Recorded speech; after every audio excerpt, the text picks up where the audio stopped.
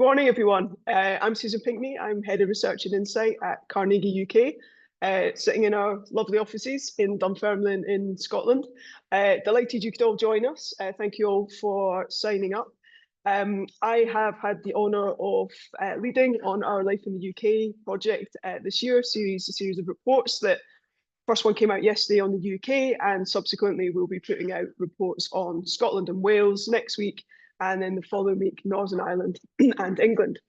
So quite an exciting time for us here at Carnegie UK at the moment.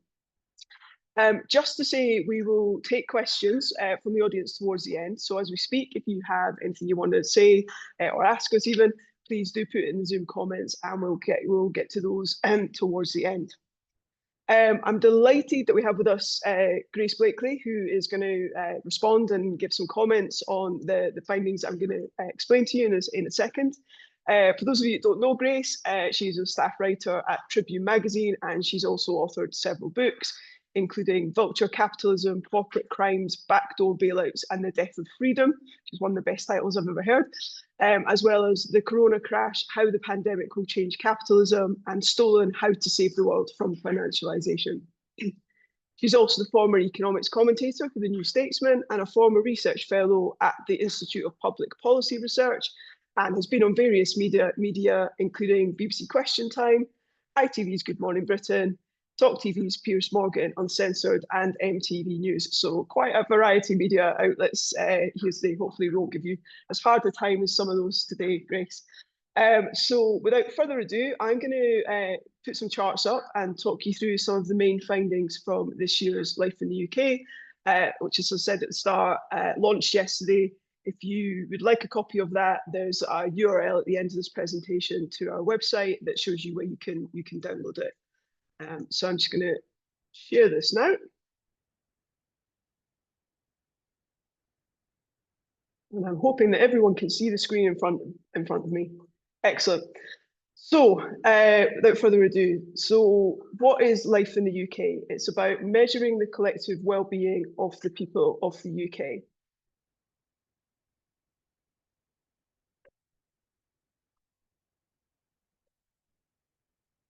Sorry, 1 second, the charts are frozen.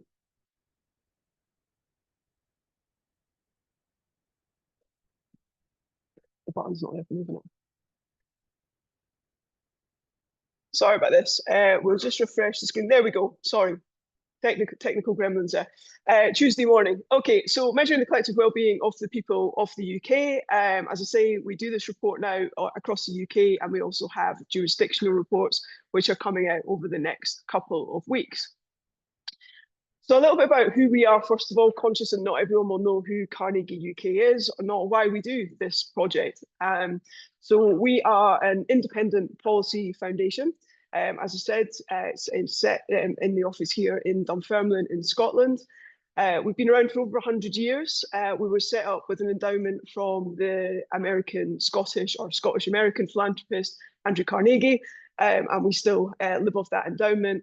And the remit from the very start has to be improve the well-being of people across the UK and Ireland. So one of our strategic aims is really to put well-being at the heart of decision-making. And so what do we mean by that? We mean that this is trying, along with others, to grow support for a well-being approach to public policy. And we do this through working with governments and policymakers at all levels of the UK and Ireland, mostly from councils up to UK government. And it's to try and think differently about how we understand society and to contribute to social progress. Some of you will have heard of the Beyond GDP movement, and that's what we think. You should obviously you should look at GDP, but there are other metrics that are incredibly valuable to look at as well. GDP in itself doesn't demonstrate the wealth of a nation. So our vision, in a nutshell, is to improve the collective well-being. Is about everyone having what they need to live well now and into the future. So looking at a kind of long-termist approach. We look at this through all the work that we do at Carnegie UK. We look at this through four different domains. Social well-being, which is we all have the support and services we need to thrive. Economic well-being, which is we all have a decent minimum living standard. Environmental well-being, which is we all live within the planet's natural resources. And democratic well-being, which is we all have voice in the decisions that affect us. So all of Carnegie's work programmes at the moment are anchored around these 4 domains, and Life in the UK really tries to look at those. And we think those 4 together go to making what we refer to as collective wellbeing. So Life in the UK, there's a lot of detail on this chart specifically. If you do download a report, there's a lot more detail in there as well. So it's really the reason we set this up, and it was previous colleagues, so I can take no acclaim for this whatsoever, but a fantastic idea to kind of demonstrate to governments and to policymakers that this can be done, that you can generate an index to look at how we measure how we're all living together. So there's lots of numbers underneath this, as you'll see, but at the very top level, it's a 1-number summary of our collective well-being across the country. So again, looking at social, economic, environmental, and democratic dimensions of our lives. We're now in the 3rd year of running Life in the UK, and our trustees have signed this off until at least 2030, which is an amazing opportunity for us, that we will have long-term analysis going through for at least another 5 years. It's incredibly robust. We have a sample size of around 7,000 each year. I'm sure most of you will have heard of the social research agency Ipsos. They run the survey for us, and it's 26 questions that we run each time, round about May time. So this is key as I show you the results we're about to see, is that we run the survey every May. This means that we have good survey sizes for England, Northern Ireland, Scotland and Wales, which means we can do separate reports for those jurisdictions. And we have applied boosters so that we can look at minority ethnic groups. We do have, as I say, multi-year trend and demographic analysis. And one of the things I'm most excited about this year is we now have data visualization capacity in the team as well. So we will be rolling out, and everyone on this webinar will get an invite to a subsequent webinar, probably towards the end of this year, start of next year, as we roll out our data visualization tool. But for now, there's a rather cool, I think, map on our website that shows the collective wellbeing scores across the country that we've managed to do for the first time. So again, this is the final one in our background before I get into the results. So we try to make it timely. So as I say, we conduct it every May. It's comprehensive. It's 26 questions. It's robust. This is the 7,000 sample size. Hopefully it remains relevant and useful, and certainly conversations we've been having with policymakers is making us think that that is the case. And from someone who's a researcher, incredibly important that it complies with the UK Code of Practice on Statistics. So moving on to the results. So at a very top line level, the UK in 2025 received a score of 62 out of 100. So that is the collective wellbeing score. Now, it's important to say here that's not a percentage, that is a score. It's derived from other questions that we'll go on and look at. So the collective wellbeing is 62 out of 100. If you look at the columns on the chart, you will see that that hasn't moved over the 3 years we've been looking at the survey. So it was 62, 61 and 62, but none of those have been statistically significant changes. Social wellbeing, we've seen round about the 72, 73 mark year on year, and we'll unpick these in subsequent charts as well. So no statistically significant changes there. Where we have seen an uptick is an increase in the economic wellbeing score, which has gone from being 71 in 2023 and 2024 to an increase, which is statistically significant. And sorry, I keep saying that, but it is statistically significant, of 72 in 2025. The environmental wellbeing score has remained pretty much on a par, and that hasn't shifted at all, and currently stands at 63. And interestingly, and I'll go on and talk about this more, democratic wellbeing score has actually seen a statistically significant increase from last year, now standing at 41. But I would hope that the main thing that stands out from that is 41 is still incredibly low, woefully low, in fact. A 41 is by far the lowest score of any of the domains. So it has gone up significantly, but it is still only 41. So something's happened there, but I don't think we should see that as too promising at this point in time. So going on and looking at what underpins these results, as I said at the start, is 26 questions that go into this, and each of those 26 questions either go into one of each of the domains. So for social wellbeing, as we saw, score was 73, and within that, we're seeing that there's been an increase to 68%, saying that the general health is good or very good, and that 65% that the mental health is good or very good in 2025. Each of those has gone up significantly since 2023 over the 3 years by 3 percentage points.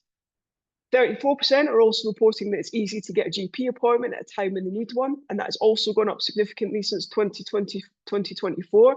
Now, again, a bit like the democratic well-being score, that does mean that the remaining 66% are not saying that it's easy to get a GP appointment, and we must bear that in mind.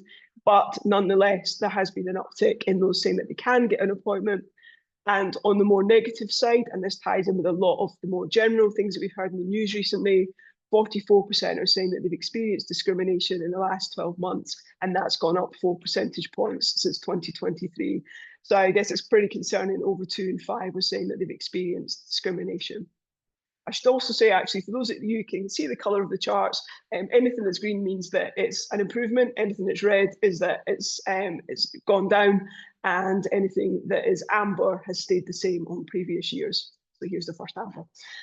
So on to economic well-being. As I said, it's 72 out of a possible 100 as a score. That was, as I said, a statistically significant 1-point improvement since 2023. On the plus within the economic well-being scores, we now have 81% say they can afford to socialise with friends and family outside the home once a month, 2 percentage points higher than in 2023. Also positively, we have almost 4 in 5 agreeing that they can afford to keep their home adequately warm. And this has actually gone up 6 percentage points since 2023, so an improvement. One that's remained the same is the number of people who said they could afford to pay an unexpected but necessary expense of $850, and that's 62%, as I say, unchanged on previous years. But one that has gone down year on year is that a third are now dissatisfied with the availability of job opportunities for people in their local area. And that's actually 9 percentage points higher than it was in 2023. So quite a big shift on that one in terms of job availability. Moving on to environmental well-being, as I said, 63 out of 100 and hasn't changed over time.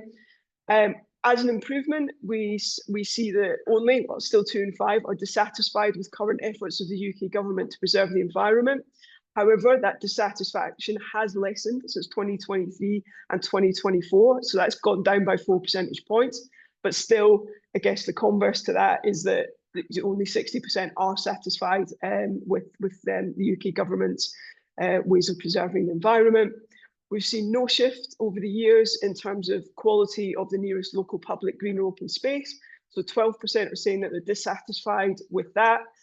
And I think one of the main concerns that people have within the environment this year is that more people are experiencing issues with litter, which is 83% are saying they experience problems with litter this year. Noise pollution, which is now about 2/3, 64%, and about half of people saying that they have problems with air quality all in their neighbourhoods. And the problems, there's not been a statistically significant shift on air quality, but for litter and noise it has. And both of those are 3 percentage points higher than 2023. So a mixed picture on the environmental scores there. And finally, democratic well-being, and I think we can't say it enough, and in fact, lots of commentators beyond us say it, is woefully low, the democratic well-being score, 41 out of a possible 100, even though it has gone up by 1 point since 2024. So in terms of where we see a positive, interestingly this year, we do see that 54% have medium or high trust in the UK government, and that's 8 percentage points higher than in 2024.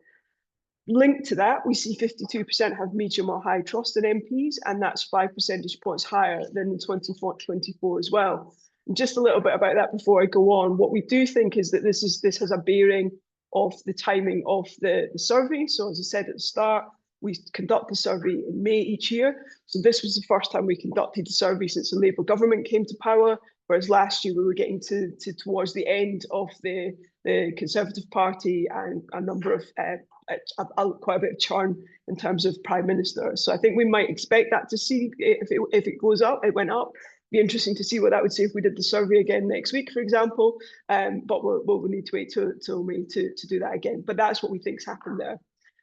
Something that hasn't shifted is 72% do not feel they can influence decisions affecting the UK, and that's similar to previous years. So that's interesting. They've got more trust in terms of UK government and also in MPs, but they don't think they can influence anything. And in some areas that have also gone down. So we see a decrease in trust in local councils. So 68% now have medium or high trust in the local council, 4 percentage points lower than in 2023. And we're seeing quite a decrease in terms of trust in social media, which is 60% have low trust, so only 40% have high trust. 60% have low trust, and that's 5 points higher than we saw in 2023. And 42% have low trust in big tech companies, which is 6 percentage points higher than in 2023. So something interesting in that as well, about if you look at other sources in terms of people where media consumption is coming from, in terms of social media and the role of big tech. But yet when you ask people, they have lower trust in 2025. Oh, sorry, I just skipped ahead one there. And then I think it's crucial to note that not everyone has the same life in the UK. And a lot of this is similar to what we saw in previous years as well. So this is just looking at the collective wellbeing scores, but underpinning that in the domain scores, we see very, very similar results. And again, the report will give you more detail on that.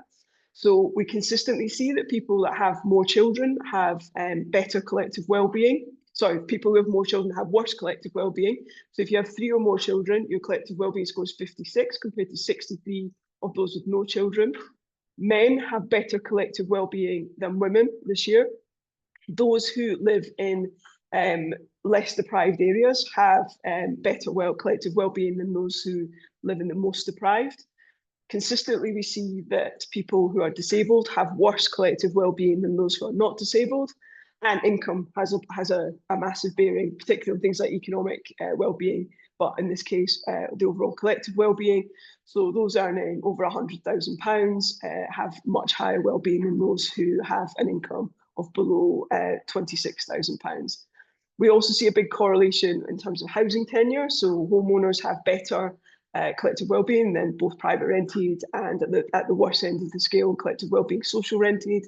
And age is also a big correlating factor. So those age 55 plus, we consistently see have higher collective wellbeing than those in the lower age groups, and specifically those in the lowest one of 16 to 34. Ethnicity has a bearing, so those in ethnic minorities, both including white ethnic minorities, but also non-white collective minorities, have a lower collective wellbeing score than those who define themselves as white British. And again, what we've seen year on year is that those who live in a rural location have better collective wellbeing than those who live in an urban area. So all to say that although we're seeing, I guess, some slight green shoots in some of the results, it's not on an equal footing. It doesn't apply to everyone, and we're still seeing massive inequalities across the UK in some of the scores. So that takes me to the end of the key results. I'll just keep this on screen for about 30 seconds. But basically, if you go to our website, carnegieuk.org, it'll be on the homepage. You can get our report there. If anyone's particularly interested in methodology, for example, do feel free to ask me a question, but there's also a 60-page document in there for anyone that really wants to get into the weeds. So yeah, please do look at that. And then finally, any questions? So I will stop sharing there. And I will go to Grace. I would love to have your reflections on that, Grace. Thanks so much, Susan. And I just want to say thank you for writing such an excellent report. I know that I personally am going to be drawing on this a lot in kind of speaking engagements and in my own kind of research. So yeah, one of the really striking things that I wanted to particularly discuss and reflect on today was the discussion around democratic well-being being a really low scoring area, and this highlighting a crisis of trust and participation. I was particularly interested to see the report highlighting that many people feel, as you put it, politically powerless. Now, I found this really interesting because this is the exact terminology that I've been using since the launch of my book, Vulture Capitalism, a couple of years ago. You know, I've been going around the world talking to people and highlighting this crisis of powerlessness and democratic participation, and really arguing that the kind of multiple overlapping crises which we're experiencing right now can all be traced back to this crisis of powerlessness. And I think, the report does a really good job of highlighting what all of those overlapping crises look like. But the key thing that I want us to reflect on is why so many people feel powerless to really do anything about it, to change their personal life situation, to change their communities, and also to change their governments and their societies more generally. And I really want to make the argument that the reason underlying this sense of powerlessness is a collapse of collective power. And a real kind of sense of individualization and isolation that is underpinning this kind of democratic deficit. So just to highlight some of the statistics that stood out from me from the report, I mean, we've just had an excellent summary, but things like 62% of people saying they can afford an unexpected expense of £850 or more, that obviously means that a significant proportion of people cannot afford such an expense. Also, 79% saying they can afford to heat their homes, meaning there's a significant chunk of people who can't. And again, large families, disabled people, social renters, all scoring lower than other groups, being another significant observation. Now, there are obviously a few key trends that are underlying these factors. Just to get into the kind of political economy a little bit, the cost of living crisis is obviously a big factor here.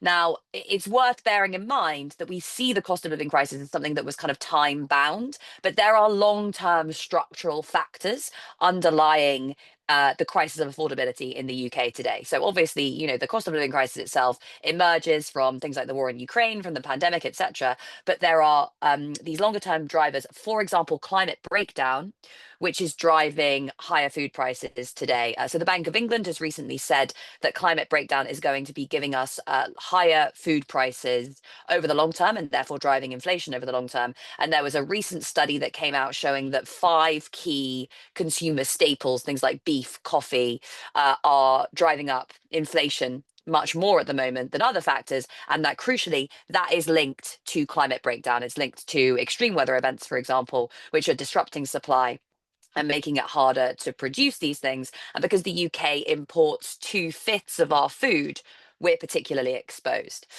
The other key longer term factors driving high rates of inflation in the UK are, firstly, concentrations of corporate power. Now, some of you may remember during the cost of living crisis, an economist called Isabella Weber coming out with her theory of what she called seller's inflation, what other people in the media called greedflation or excuseflation. This is basically the fact that because our economy is quite concentrated and there are a small number of relatively powerful firms in, for example, grocery chains, fossil fuels companies, utilities, those companies are able to kind of passively collude to keep prices higher than their costs are rising, using inflation as an excuse. So saying, we're in an inflationary environment, nobody's really going to notice if we keep prices higher than we need to. And this has been a key factor keeping prices higher in the UK than in other more competitive economies. Another factor when it comes to affordability has been the kind of long-term assault really on the labour movement, which has made it harder for workers, particularly those at the lower end of the income spectrum with less power, to bargain for higher wages. And of course, the trends we're seeing in the labour market at the moment, for example, the rise of AI and a stagnation in employment and even a rise in unemployment are further exacerbating these imbalances of power. All of this is to say, the cost of living crisis was not just one thing that we experienced after the pandemic. This is a kind of structural feature of the way the UK economy works. And in fact, I think the report highlights the results of that quite clearly. The second thing to note is, of course, the housing crisis, because we've seen the social renters and renters in the private rented sector are experiencing worse outcomes than homeowners. And this has obviously been going on for a very long time, but it's become worse thanks to the cost of living crisis, driving up interest rates, driving down incomes, keeping more people in the private rented sector, and raising both rents and obviously interest rates for homeowners. Now, one thing to note here is that more building alone is not going to solve the housing crisis, which seems to have been the gamble that this Labour government has made. 70% of the value of UK housing comes from the land the houses sit on, not the houses themselves. And some economists have done some research on this, suggesting that actually we have been building enough to keep up with rates of population growth. The issue is the distribution of that housing and its affordability. And a big problem that we have in the UK today is that the housing market is highly financialised and is really set up to generate economic economic rents for developers, landowners, and the banks financing all this mortgage lending. So again, this is a structural problem that comes back to the way that our economy is set up. Another thing I wanted to touch on, which I think the report highlights a lot of statistics around, is the collapse of our social infrastructure, which is both exacerbating risk for individual families, because we're really seeing the erosion of a welfare state that was designed to pool risk, and also critically making it harder for people to come together in their communities. We've seen astonishing rates of closure of things like youth centres, community centres, and other forms of social infrastructure that allow people to kind of come together in their communities and again pool risk at that local level. So again, we're seeing a shift of risk from collective institutions onto individuals. So I want to kind of reflect on all this and trace all of these issues back to this one big problem, this crisis of individualism and a crisis of powerlessness. Because economic crises alone doesn't account for all the problems that we're facing today, because it's not just that people are struggling, it's that people feel they are struggling completely on their own. And when you feel on your own, you feel powerless. It hasn't always been this way. If you were struggling with the cost of living crisis 50, 60 years ago, there was a very clear route as to what you would do. If you couldn't afford to put food on the table, you would come together with other people in your workplace. You would perhaps rely on community institutions to support you through a particularly difficult time. And if it turned out that this was a widespread problem and that you needed to organize to be able to, say, demand higher wages, that was something that you could do. But today, people who can't afford to put food on the table, they're much more likely to see the problem as a result of their own lack of effort or hard work, and do things like take out a high interest payday loan, or say they need to take on a second job, right? So again, there's this shift from an understanding of these problems as driven by collective issues onto problems as driven by the individual, which highlights and underpins this crisis of powerlessness. And one kind of interaction that I think really highlights this that I had a few years ago, and which I've been really reflecting on ever since, and has driven some of my work in this area, was I remember kind of going around the country during 2019 and speaking to voters in communities that politicians would often refer to as kind of left behind communities. And I was door knocking actually in the 2019 election, and I knocked on someone's door. And I asked them how he'd be voting. And this was in a kind of former mining community in the Midlands. And he said, "Oh, I don't really know," kind of suspiciously, like, "Why are you bothering me?" And so I asked him, "Oh, what are your main concerns that you're thinking about in this election?" And he said, "Oh, I'm concerned about the economy. I can't really afford the things that I need to be able to survive." And I listed all of these policies that I thought might help him. And of course, the first thing that comes out is, how are you going to pay for all that? And of course, the easy response is to say, well, this is, all of these policies are fully costed. And here is the analysis of fiscal policy that I have that's going to explain how all this is going to work. But of course, that wasn't really the question that he was asking, and he didn't really seem convinced. This guy said, "I've voted for the Labour Party my whole life. They've been in power here for years. They promise the world at election time, and nothing changes." And I didn't really know how to respond to that, because he was right. This is something that a lot of voters feel up and down the country. It's, I engage in democracy. I vote as people tell me to do whenever I kind of complain about issues like affordability. And yet nothing for me seems to change. And I really thought about this interaction a lot afterwards. I kind of thought about what this man was feeling and what the implications were for our politics. And this was when I really started to reflect on this issue of powerlessness, because this man clearly was feeling like nothing for him could ever change, certainly not in a positive direction. This came through in this kind of how are you going to pay for it question, which was less about the intricacies of fiscal policy and much more a question about credibility. And again, coming back to this idea that politicians are all the same, nothing's ever going to change no matter how I vote. I think a lot of you will recognize this story because it's been replicated everywhere, all over the country, and in fact all over the rich world. I go to so many different places and speak on these issues, and everyone largely feels the same. And I think this is really the defining issue of our politics today. It also, crucially, explains to some extent the rise of the far right. One of the stories that I like to discuss when thinking about these questions of powerlessness and politics is reflecting on the rise of fascism all the way back at the start of the 20th century. Now, fascism, the word, comes from the term fasces, which was a Roman weapon that Mussolini used to highlight his approach to politics. And the fasces is a bunch of sticks bound together with an axe in the middle. And the symbolism is supposed to be that one stick on its own is breakable, but when you bundle a bunch of sticks together, they become unbreakable, and in fact can be used as a kind of weapon to beat your enemies. And this, not coincidentally, because Mussolini was a former socialist, was linked to the imagery used by the trade union movement, which is that one finger is very easy to break, but a raised fist is quite tough to break. And what Mussolini was doing was reflecting at the time, during an economic crisis, on people's sense that I alone feel powerless. But when I can kind of come together as part of a group, I feel strong.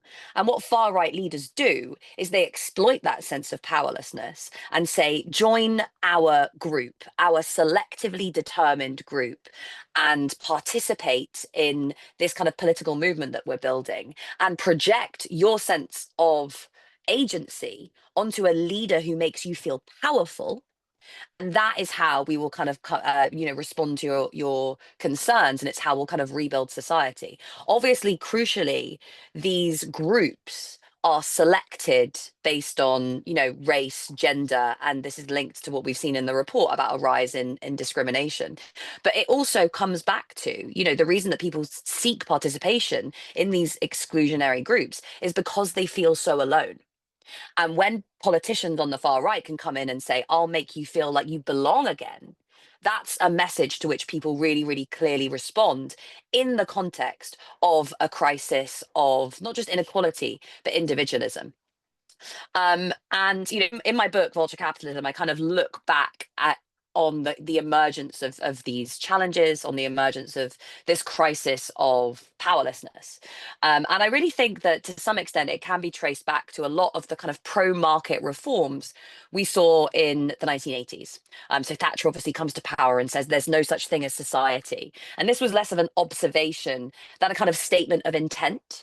Some of the most important parts of the market revolution of the 80s were about breaking up collective institutions that gave people a sense of belonging, whether that was the labor movement, whether it was kind of community organizations, social movements. There was a centralization of power within the British state. And obviously, it also led to this trend of globalization, hollowing out places where there were once thriving communities, and kind of new laws against protest and striking and coming together to really resist changes that didn't benefit you. And then there was this other set of trends, which I think are equally critical, which was the kind of creation of our own little mini capitalist worlds. And this is really linked to this idea of the individualization of risk. Rather than relying on social and collective institutions, people were encouraged to see themselves as mini capitalists with their own balance of assets and liabilities. You would have your own home, your own pension, you would invest that in stock markets. And the extent to which you were insulated from risk would really be associated with your skill as an investor.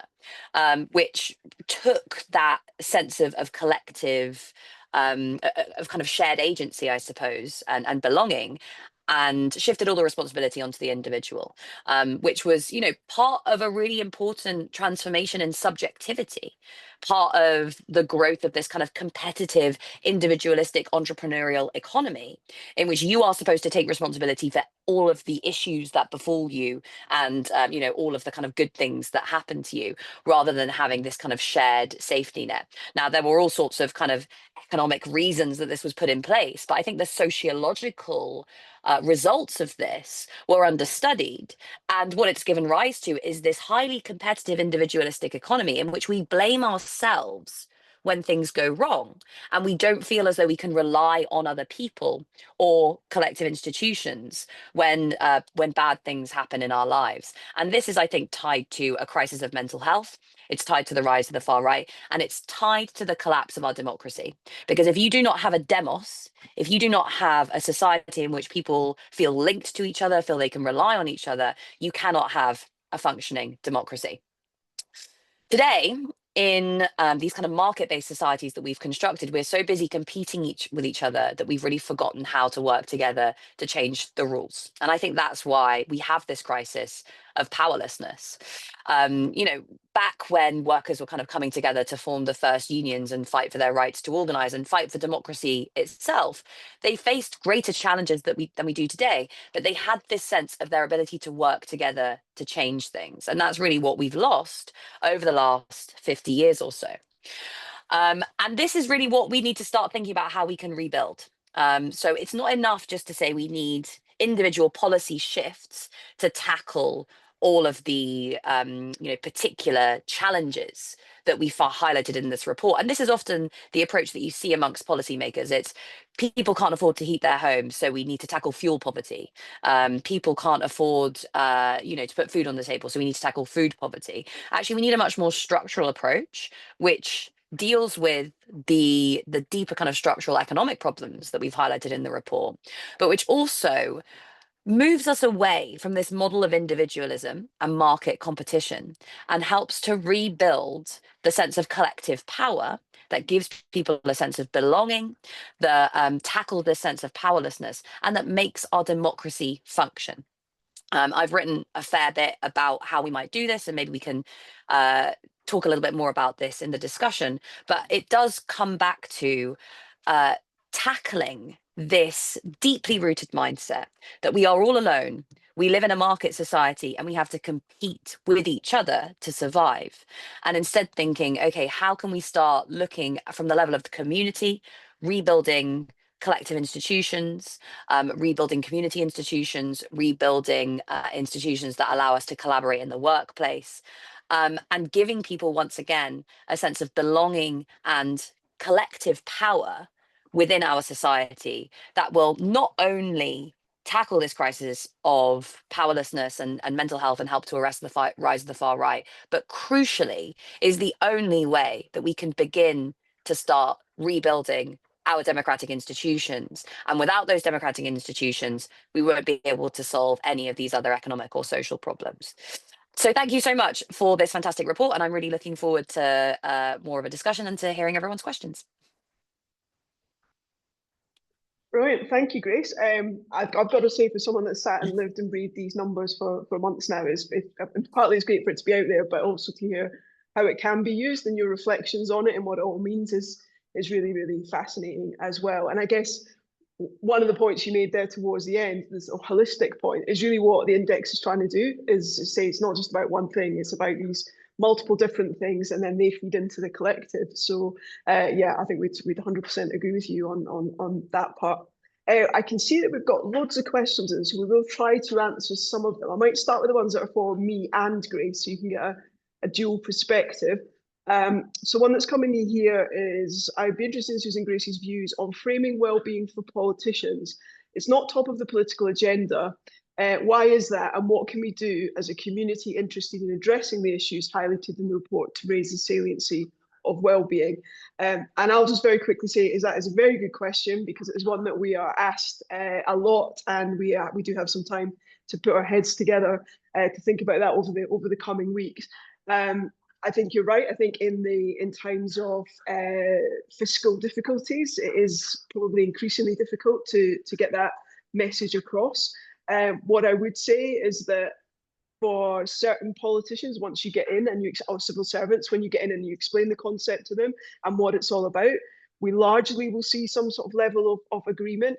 I think also, we do have, this is a UK report and is focusing on the UK, but once you start to get into more of the devolved governments, then it is more on the agenda. So we have things like in Wales, the Future Generations commissioner that's over there. We have the National Performance Framework here in Scotland, and a similar initiative set up in Northern Ireland. And I know that a lot of the devolved areas, the mayoralties that we've been talking to across England as well, is also something that they're looking at. So I think on different levels, it kind of works in different ways. And yeah, it's kind of, keeping the discussions going and making it as easy as possible for them to sell. But I'd love to hear Grace's view on this, particularly because it'll help us do exactly that. This is a really great question. And I think part of the problem is that the concept of well-being can mean a lot of different things to a lot of different people. We will tend to kind of project our own views as to what this term means onto the phrase. And that means you can often be having a conversation with someone who has a very different sense of what the term well-being means than what you kind of ascribe to that term. So I think part of the issue is that we need to not just be talking about what well-being is, we need to be showing what that looks like. And, you know, for my part, I've spent the last couple of years doing research into how communities, workers, and citizens are coming together to undertake kind of small experiments in the kind of well-being economy, and really showing what that looks like and how that's impacted people's sense of solidarity, their economic well-being, their sense of belonging. And what you see is really astonishing. One of my favorite stories on this was, I went to visit a small town in North Wales called Blaenau Ffestiniog, which was this former snake mining town, very, very impoverished, high levels of fuel poverty. One of these places that politicians would go and say, this is a left behind area. And the people in that local place decided to come together, and instead of just being like, oh well, you know, we're screwed, we should either leave or just accept things, they started setting up a bunch of different community enterprises. So they started a community energy company, which made use of hydroelectric power, local little hydroelectric power generators to provide cheap energy for local households. They set up a company that was a community interest company that worked out of a former slate mine to create zip lines. And the jobs were created for the local community, made a real difference. And the benefit of that was, again, reinvested in a number of other local NGOs and collectively owned enterprises that provided things like advice on, you know, fuel payments on poverty, that bought up local shop fronts and allowed local businesses to rent those out for relatively low rents. And all of this kind of coalesced into this new model of like bottom up community wealth building. When I went to speak to people about, you know, what they'd achieved and how it made them feel, it wasn't just the sense that, okay, we've, you know, boosted the local economy and created jobs and reduced fuel poverty. There was this real sense that well-being in the area had increased because people felt able to do things together, instead of this sense of powerlessness that you so often see when you go to communities that politicians have ignored for a very long time, where people are like, oh well, this is just, you know, how things are. There was this real sense that people working together could act to change things, could build new institutions, and build a different way of doing politics, really, that would allow them to solve many of their problems together. So I think stories like that put a little bit of meat on the bone in terms of what we mean when we're talking about well-being, because it can be, you know, a kind of, I don't want to say airy fairy term because that sounds a bit dismissive, but you can project a lot of different stuff onto this term depending on where you come from in the political spectrum. So I think really showing those stories of what can be achieved when you center questions of empowerment, democracy, equality over the very blunt metric of GDP is really important in these conversations. Yeah, I think that's a really interesting point you raise there, and I think there's a question in here about what do you find some of the most surprising or interesting results, and actually kind of tying to that is the level that it's gone up in terms of litter and pollution in local areas. So like the things that people see every day. So you're walking 80, I think it was at 83%, without having the figures in front of me, 83% this year said that there was more litter in their area and that was a problem. That's huge. And it might seem, you know, relatively little thing in the overall scheme of the world, but it's what people are seeing on a day-to-day basis. And, you know, going back to the points you've just raised, and, you know, books that have been written in the past about how people have overcome the BNP, for example, and it's by sorting out things like litter and graffiti and everything else. So I think it's partly that, it's what seems small are actually the big things that affect people's day-to-day lives. So I've kind of answered that question at the same time, so that's good.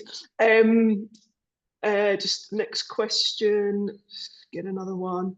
Yeah, someone's asked a question about the different democracy scores across democratic wellbeing scores across the different jurisdictions that we look at. And I'm going to throw this one at you, Grace, because you haven't seen the jurisdiction reports and I have. But actually, that democratic wellbeing score has really been driven by England. So it's England where we've seen an increase in democratic wellbeing scores this year. So if no one on this call could sell it to the press because it's embargoed, that's what we're seeing happening, and that's very much, I believe, again, because of the timing of the elections, the timing of the survey. So it was done right on the back of the local elections in England. And whether you liked the results that happened or not, there were quite seismic shifts in certain areas, and perhaps demonstrated to people that if you express your democratic right, you can see a difference. That's my theory on it. I don't, happy to be proved wrong, but I think it is interesting in that we're seeing different results in England in particular, and not across the other 3 jurisdictions. So that answers that one. I don't know if you have any further reflection on that one, Grace. As I said, I've just kind of thrown that one on you. Just that my instinct, sadly enough, would be to say that I think a big part of the increase in that democratic well-being score will be driven by people believing that there are now politicians emerging that answer, that speak to their issues. And I think part of this will be driven by the rise of reform. Basically, people feel like the 2 major political parties ignore us all the time. Now we have a third force that can genuinely represent us. And over the course of the last year as well, the rise of the Greens and other political parties on the left as well. So I think this is partly to do with people's dissatisfaction with Westminster politics and the sense that there are these new politicians who can come in and kind of drain the swamp and all that sort of stuff. The issue is, I think people will be disappointed by reform because they will come in and largely, I would argue, replicate many of the systems and structures that we've seen amongst the other 2 major political parties. So whether or not that's a temporary blip, I think it possibly will be, and that people may be disappointed by the absence of genuine democratic accountability if reform was to form a government, even if it feels like a bit of a kind of escape valve at the moment. Yeah, thank you. I'm glad you didn't completely disagree with what I said there. Yeah. One that I'm probably just going to throw straight to you guys. Why do you think society has shifted away from collective community cohesion towards more individual approaches to life and to politics? And I think you've kind of touched on that, but is there anything additional you could say on that one? Yeah, so this is really the thesis of my book, which is to say that the collective institutions that we have had in the past have really represented quite a significant threat to vested interests within the political establishment. So, when you have powerful mass political organizations, when you have a powerful labor movement, when you have powerful social movements, when you have powerful communities, those are all collective institutions that are capable of kind of resisting changes from the top and also pushing for certain changes from the bottom. And what we've seen really since the 1980s, there was a report I was reflecting on the other day, which showed that there are a bunch of companies that donate to the 2 main political parties and in return receive really significant public sector contracts. So for every £1 these companies donated to the 2 main political parties, they received over £1,200 in return in terms of public sector contracts. And this might sound like it's unrelated, but it really speaks to this shift away from mass organizations representing ordinary people being able to lobby political parties over to big corporations and wealthy individuals being able to mobilize their resources to lobby political parties, and that meaning that everyone else has been shut out. And this was really a shift that we've seen, I would argue, again, since the 1980s. It's been about kind of shutting down the power of those organizations and institutions that were capable of representing the interests of the majority and actually pushing for change within political institutions as well, over to individualization amongst society in general, so people being much less likely to participate in those institutions, meaning that they have less power. And then which organizations come in and fill that gap? Well, it's been wealthy donors, lobbyists, comms agencies, etc., that have then been able to occupy that space and push political parties in a direction that favors them. So we've kind of seen the hollowing out of democratic institutions, the hollowing out of our political parties. There were a bunch of political theorists in the 1990s that talked about the cartelization of political parties, which was that they stopped really kind of competing with each other and engaging with their mass bases, and instead just kind of started handing power back and forth, and responding more to the interests of donors than to ordinary people. And that's really, I think, what's underlain this shift or been associated with this shift.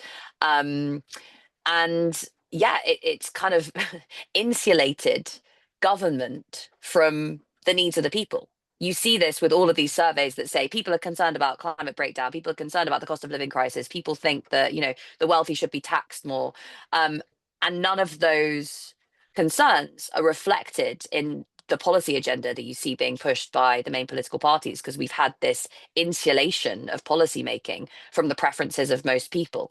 And that really requires us to think about how we rebuild those institutions to make sure that ordinary people are able to engage with and influence political parties and democratic institutions just as much as those who have the resources and the networks to be able to push political parties in a direction from a position of power and influence and wealth.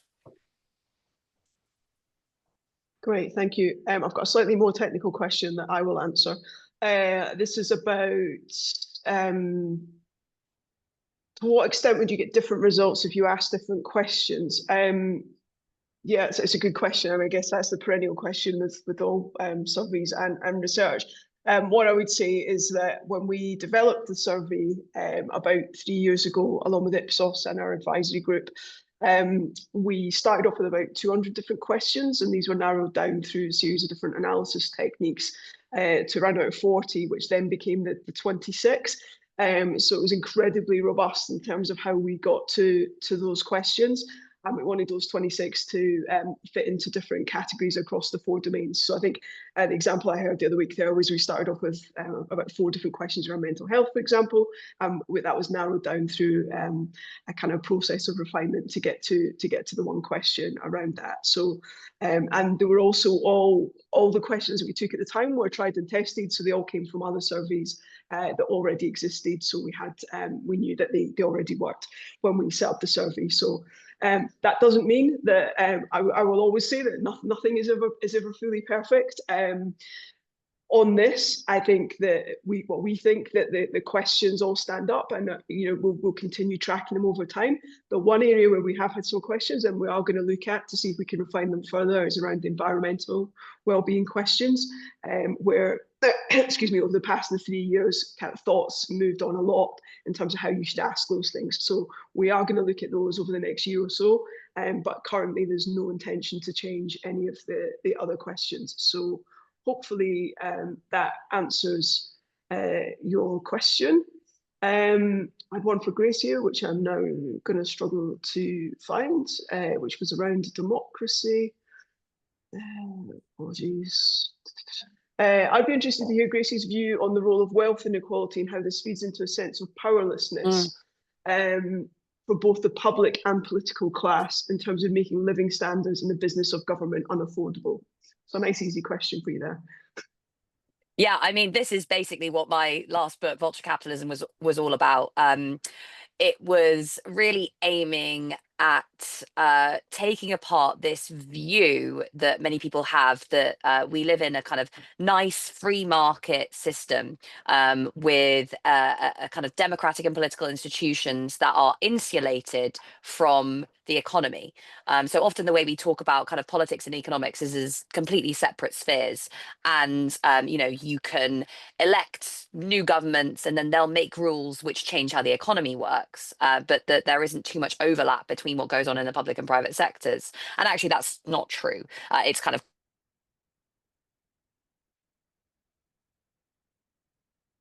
we lost Grace a little bit there. Hello? Oh, you're back. Excellent. Sorry. You just froze for a sec. We could hear you, we just couldn't see you for a minute there. So I think you can probably just continue on from where you got to. Great. So yeah, the main thesis of my book was that political and economic power are fungible. So you can translate political power into economic power and vice versa. And what this means is that the more wealth inequality we have, the more our political institutions can be captured by vested interests. And again, I like to explain what this really means using some pertinent stories, because I think it's more helpful than using these abstract terms. One of the most kind of interesting stories that I looked into in my book was the Greensill scandal. Now, some of you might remember this. This was when Lex Greensill started a supply chain financing firm and hired our former Prime Minister, David Cameron, as a kind of lobbyist and political fixer. And when Greensill nearly went under during the pandemic, David Cameron kind of stepped up and started firing off texts to the bank, people in the Bank of England, to the Prime Minister, to people across the British state, saying, you need to give this company a bailout because, you know, it's very important, it creates jobs, etc., even though that wasn't really true. So, you know, when Greensill got into trouble and couldn't pay its debts, it could rely on the power of our former Prime Minister to literally leverage that influence to get money out of the British states to support Greensill. And that's exactly what happened. It got a big loan from the British Business Bank, of course, eventually went under and took all that taxpayer money with it. Now, if you were a nurse who was working full-time during the pandemic and struggling to make ends meet, if you were a small business owner that was maybe, you know, struggling to access a government loan scheme, for example, you could not rely on David Cameron texting Rishi Sunak to get you a loan. But if you're a powerful businessman that happens to have wealth and connections, you can do that. And what that indicates is that the British state, or states in general, are very porous for some people, those with wealth and power and connections, and you know, basically impenetrable for other social groups. And this is really what underpins this crisis of powerlessness, is that people know that if you are a big bank or a big corporation and you're dissatisfied with the state of UK politics, you hold a round table and invite lots of powerful politicians, or you donate to a political party, and your concerns will be answered one way or another. But for everyone else, there aren't those same mechanisms to be able to put pressure on and influence politicians. And it gets worse as wealth inequality worsens. It gets worse as concentrations of corporate power worsen, which is what we've seen over the last 50 years. And it gets worse as collective institutions collapse, because, you know, there aren't those same mechanisms to kind of come together as people and say, Labour, you have to do this, the Conservatives, you have to do that. So that's why there exists this really kind of clear correlation between wealth inequality and the decline of democracy, basically. The issue is that you can't just fix that problem by saying, okay, we're going to deal with wealth inequality and then that will fix democracy, because to do something like impose a wealth tax, you have to be able to build a political coalition large enough and strong enough to push that through those institutions and counter the power of those vested interests. So the solution doesn't start with just saying we're going to fix wealth inequality. The solution actually starts by saying we're going to fix democracy and think about how we can rebuild collective power. Excellent. Thank you, Grace. Conscious that we've only got 2 minutes, so I'm just going to wrap up very quickly, and I'm just going to do a plug for a couple of other programmes that tie into what you've just said. So thank you for teeing that up, Grace. So if you're interested in the democratic angle, there's a programme on the same website, carnegieuk.org, that is around engaging democracy. And our programme at the moment is really looking at how deliberative democracy can play to help increase democracy across the board. So that's there if anyone wants to check that out. That's about giving more power to people in terms of democratic voices, and also Finance in the Future, which looks at preventative tax and spend models, and it's just been published recently. So that's a plug for some other Carnegie programmes if you're interested. I can see there are a load of other questions in there as well, so I'm sorry we haven't got to them. My email address is here, so if anyone wants to email them across, we can answer them. But thank you. And if you want to... Sorry, I was going to say, I was just looking at all those questions. I thought some of them were really excellent. And I was just going to say, if you did want to get in touch with me, feel free to do so. I can put my email in the description. It's grace.p.blakely@gmail.com, or just Substack, Instagram, whatever, social media. Feel free to get in touch and I'll try and answer those questions. Excellent. Yeah, so contact me or Grace or generally anyone else at Carnegie. Thank you everyone for joining. Thank you, Grace, in particular for taking the time to spend with us. We look forward to hearing you talk about our Life in the UK results in the future. And yeah, anyone's got any questions, please do get in touch. Thank you very much.